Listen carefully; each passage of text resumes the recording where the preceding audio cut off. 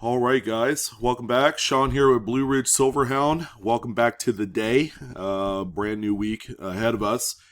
So I had done my Monday market report, and actually, yeah, people did like it. I had a few people that personally emailed me that had questions about a few of the coins.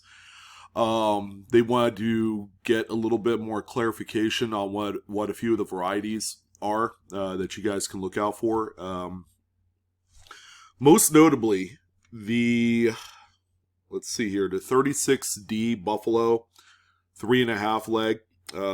One individual wanted to see kind of like a comparison of what a regular 36D Buffalo looks like, and then one with the weaker 4 leg that makes up the 3.5 leg variety. We'll take a look at that the best I can. In addition to that, we're also going to take a look at the 43/2 over Date Jefferson Nickel, because with that particular variety, there are actually there's the variety, and then there's one other coin that looks like the variety, but it's not. All right, and what I mean by that is that the upward kind of diagonal line that helps make up that extra that overdate is actually a die chip. All right, so we want to be able to correctly attribute that, obviously, because the coin carries quite a bit of secondary market premium, and that's even coins of lower grades. I mean, would you rather pay for a coin that is legit compared to one that is just a die chip? Would you rather pay $40 for a VF20 example of that coin, all right, for the legit one, or the one that's just a die chip? I mean, that answer is pretty obvious, with that. So we're going to look at that. We're also going to look at the 18/7 Buffalo Nickel, which is the other. We had a number of overdates, actually, that sold on Great Collections last week. So we'll look at that one as well. And the 28S Standing Liberty Quarter inverted mid mark. Someone also needed a little bit of extra clarification on that. So I figured, some of the best, there are good resources to look at.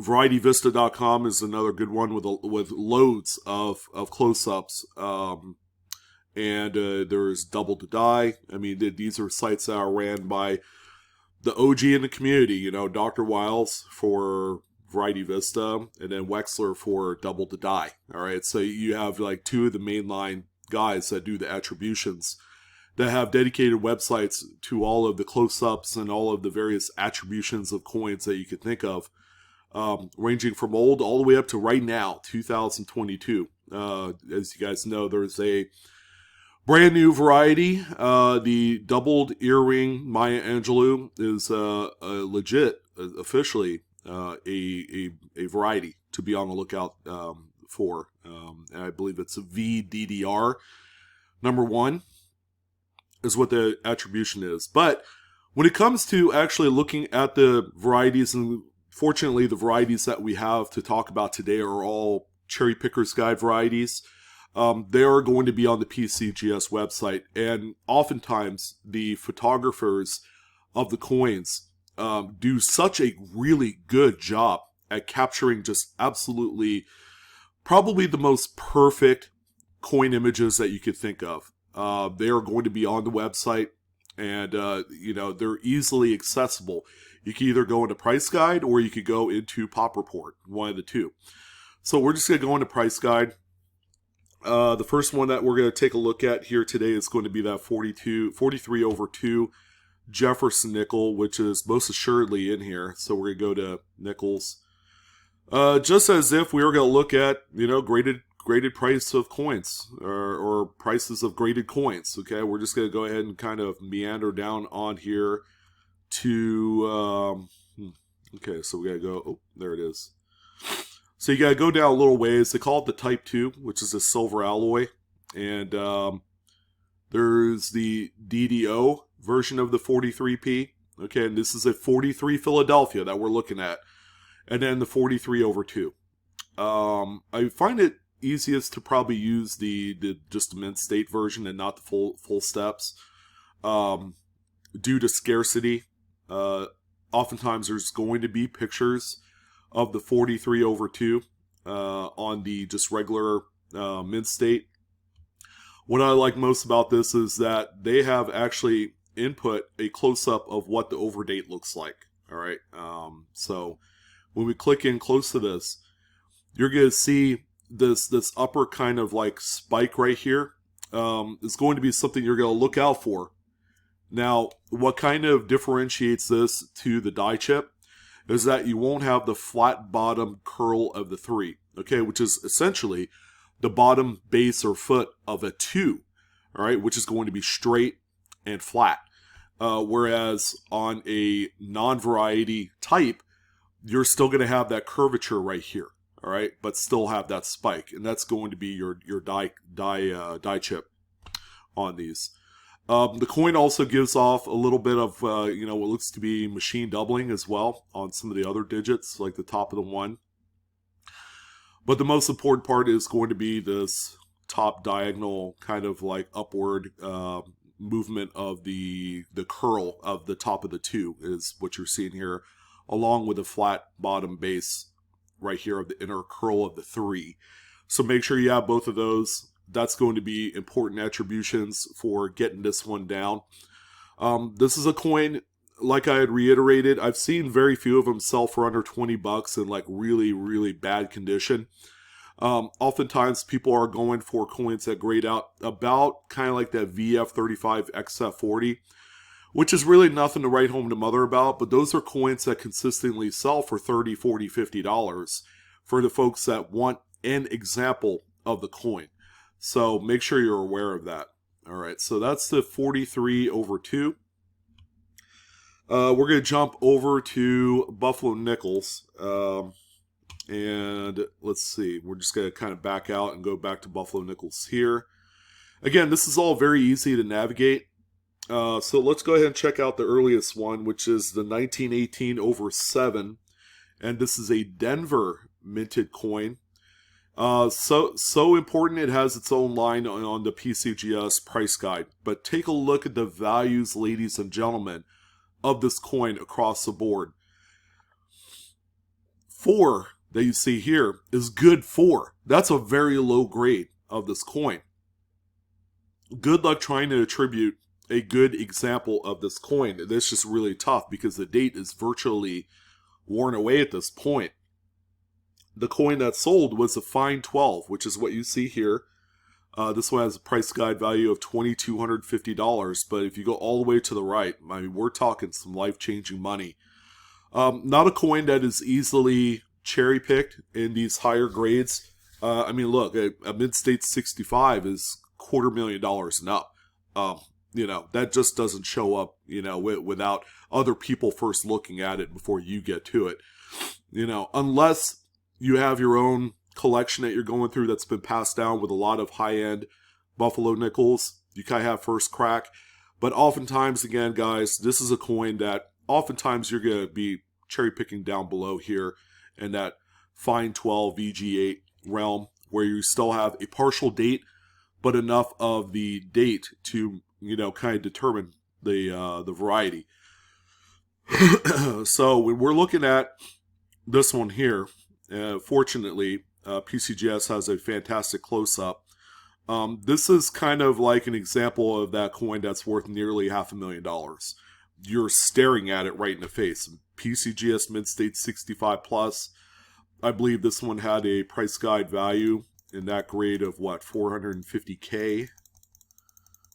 Go all the way down here, where the prices get really thick and nasty and expensive. 65 plus. 450,000, 4 of them graded at that level. Only one in 65, but yeah, there's a number of sales. I don't know if it's the same coin being passed around like a peace pipe, or if they haven't updated the numbers for this yet. But based off of what I'm seeing, again, you could certainly do your research and click into each and every single one of these completed listings and just match up the certification number. All right, and see if it's all the same certification number then it's the same coin being sold over and over and over again, which I've seen before. I mean, it's not outside of the realm of possibility. And of course, Mid-State 66, that's the big dog on campus. That's kind of like the grade you want. And then you're left with the daunting task of, do I want to sell it? And, I have to put 33% away, for capital gains and all that other great stuff. It's all part of the business of reselling, especially when you get to like, what we typically refer to as the high end or the trophy type coins, where they're $100,000 and up. All right. These are consummate trophy level type of coins for any collection. All right. So getting back to that close up, this is what it looks like. I mean, this particular variety, and you can see why that this is something that's identifiable in grades as low as like VG8, is that you have a really strong top flat area of where a 7 would be, along with a little bit of this backward kind of like spike coming out of the top right curl of the 8. But of course, you also see the bottom like vertical bar that goes down of a 7. All right, so you have not a full circle here at the top loop of the 8, but instead you have kind of like a half, kind of like crescent moon shape or a letter D, and the same goes here as well. All right, so some people will come across this coin and they'll say, oh yeah, look, I got a half semicircle type of pattern on the bottom curl of the 8, but not up here. Keep in mind that there are some of these coins that have little die chips, and a coin that exhibits a lot of wear and maybe a little bit of corrosion will obscure the attribution process of this coin. I've seen many people attempt to do it, and they try and they win all of the main variety people over by trying to get them to say yes, that this is an overdate, when in reality it's not. So when you look at things like this, again, there's a distinguishing kind of marker with that top flat 7 of the 8 there, or the flat kind of like top to it. But yeah, most importantly, part of it, you need all 3 elements for it to be, distinguishable as the overdate. You also need the backwards D and then the regular bigger D at the bottom here. All right, so that's that one right there. Always a fan favorite. I have unsuccessfully cherry-picked these in spite of the fact that I've gone through thousands of Buffalo nickels looking for this one. It's a lot tougher than it looks, guys. And let's go ahead and check out that 36D 3.5 legger. So everybody's familiar with this guy right here, the 37D, all right? Again, a coin with tremendous amounts of value, even in low grades, but of course the 36D 3.5 legs cannot be ignored. All right, so let's go ahead and click into that, and hopefully there's a oh, there you go. Yeah, there's a comparison to show you guys. Yeah, but this coin has been cherry picked in high mid-state grades, and it is a tremendous example. If you're able to find like a mid-state 60, 61, 62, that'll be worth about $10,000 and up. Here's what this one looks like. So you have a normal leg on the left here. Again, PCGS does an upstanding job at illustrating the difference between the two with these fantastic images. And then on the right side, you have a much more weaker section right here of the leg, which is simply just an over-abrasion of the die, all right, after time, after many attempts to clean up the dies due to like maybe die clashing and deterioration and that sort of thing. The constant kind of like polishing and just overdoing it with that process will obliterate certain design details of the coin. Okay, the 2-feather buffalo is another great example of an over-abraded die issue, where the 3rd feather is virtually gone. But it's a recurring problem that has gone on through many different dates. With the 3.5 legs, there are actually a few different dates other than the 36D and 37D. You're going to have to check out the Cherry Picker's Guide variety book, or perhaps even jump onto Variety Vista and see what other dates exist. I think there was like, what, a 27D or some 1920s coin, the 1913 Type 1, I believe, is another one with a 3.5 leg. Again, these are all extremely valuable, very, very well collected coins because of the series. You're just not going to find another well collected series that people go to for high end date collecting, for registry sets, for varieties. It's a virtually 100% complete series that everybody loves, and people collect these lowball too. They collect low end sets that are very clean, that don't have corrosion or damage. It's just a very popular set, and it's going to continue to gain in popularity because this is like pure Americana right here. And that's kind of like one of the big winning features of the Buffalo nickel, is that they see it as, a coin that is like old Western, but at the same time speaks America, and people all over the world collect the Buffalo nickel series. We looked at that Angel D's 23S that sold over the weekend on Great Collections. Is one of the biggest coins, to sell for the weekend. But it also comes from a very established provenance. So that's the 36D 3.5 legs. And then the final coin that we're going to look at today, before I let you guys go, is going to be the 28S Standing Liberty Quarter Inverted Mint Mark.